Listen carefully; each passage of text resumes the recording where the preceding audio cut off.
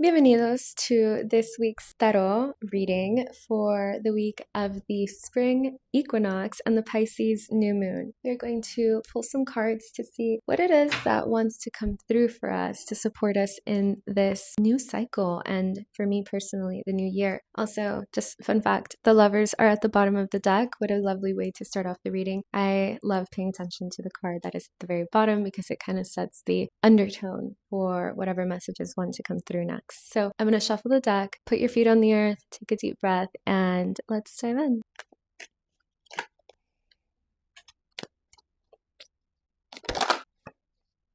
Okay, so with the lovers setting the undertone for this reading, we will be having a focus on our relationships this week. Themes of beauty, love, finances, pleasure, and our deepest desires. We start off the reading with the Nine of Cups, which is a card that really asks us to evaluate what it is that we are giving all of our emotions and energy towards. Does that still resonate? Are we over investing in something that is taking away from our capacity to really move through the world as our most energetic, passionate self, our most beautiful self? In the subtle talk, the astrology forecast, I talked about the Venus in Aries squaring Jupiter in Cancer aspect. Sometimes we pour so much into other people's cups that we forget to connect to our deeply sexual, creative, and pleasurable self as we move through the world because we are just so much in this giving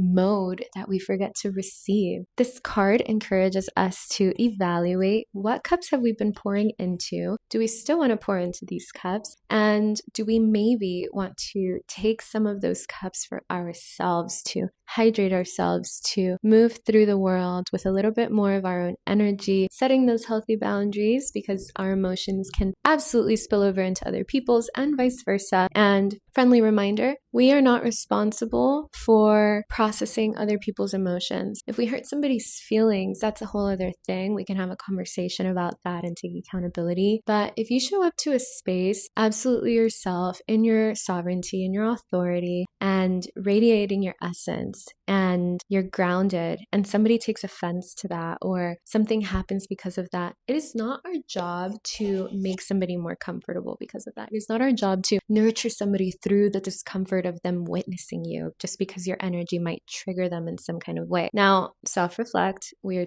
totally capable of being in the wrong sometimes, more often than not actually, than you might think. So if you've been a bit of a jerk, or if you did something on a very subtle level to hurt somebody, you know what you did. And that's where we can take responsibility for things. But I'm talking like you are just in the world, owning yourself, in your body, in your etheric energy. That's probably going to trigger people because people are not used to that. And that's what people want to be in. You can serve as an inspiration for it, but you don't have to manage other people's discomfort or anger or envy or jealousy because of how you're showing up in the world. That's just something that really came forward just now. So that might resonate for some people, or this could look different. All in all, evaluate where have you been pouring in your nurturing energy, your emotions, your care, your love, and where can you reclaim some of that as Venus in Aries is encouraging us to be a little bit more daring, pursue our desires a little bit more, even at the expense of perhaps something new and unknown. It's a fiery sign, Aries, and so it's kind of hot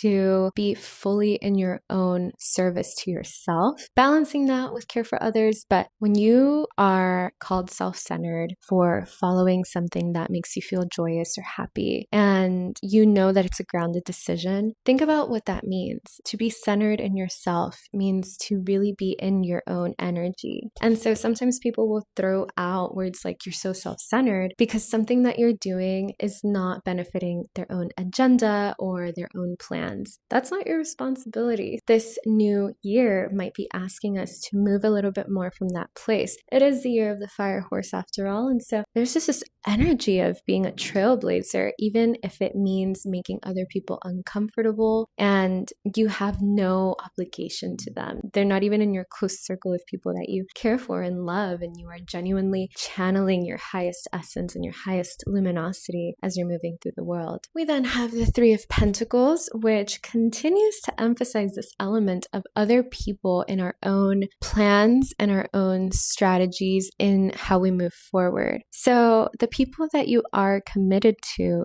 be that your friends, business partners, marriage partner, or family, how are they contributing to the structure of your reality, and how are you contributing to theirs? It's not all about me, and it's not all about you. How do we interweave and co-create something? Once you have your group of people that you love and trust and adore, and you're like, that's my person, or these are my persons, how do we then nurture and feed each other in a way that is boundaried, but also supportive for each other's plans, and really building this network and this structure of community around us? Because community is absolutely more and more and more important as we go into the future, as we go into the new earth that is separating itself from hyper individualism, still keeping our boundaries, right, and our individuated energy fields intact, but considering those around us even more for the progression of the collective consciousness and collective healing. Who's in your circle? Why? How are you supporting them? And how are they supporting you? Who is walking with you in this new year as the spring equinox takes place?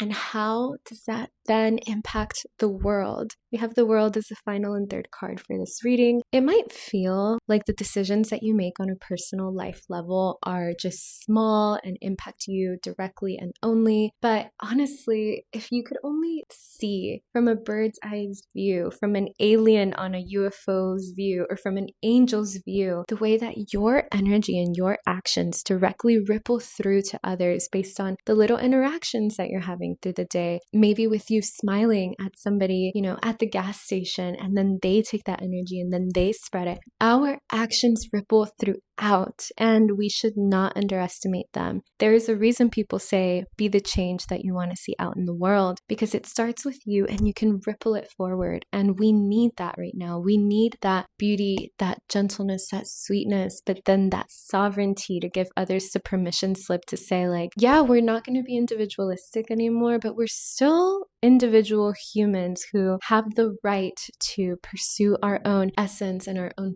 pleasures in alignment with what is also helpful and supportive to those around us. It can be a little bit of a fine line to walk, or a bit of a tightrope, which again takes us back to the Venus in Aries squaring Jupiter in Cancer. This is something that we're all maybe working with right now and learning or relearning. And so I invite you to not underestimate your actions, not underestimate who you are or what your energy can do for this reality, and to really ask yourself, what kind of woman do I want to be on this world, on this planet right now in this new year? What kind of man do I want to be? What kind of human do I want to be? If you don't resonate with gender and you just, on a very fundamental level, as a human being, what kind of human being do I want to be in the world right now on this planet Earth? How do I want to move? What archetypes or energies resonate with me right now? And how can I use that as inspiration for connecting with my own authenticity more and more every day, even if it brushes up against other people's edges, because I'm not fitting into the box or the mold that they wanted me to be in, but I am following my intuition. I am listening to the divine, and I am wanting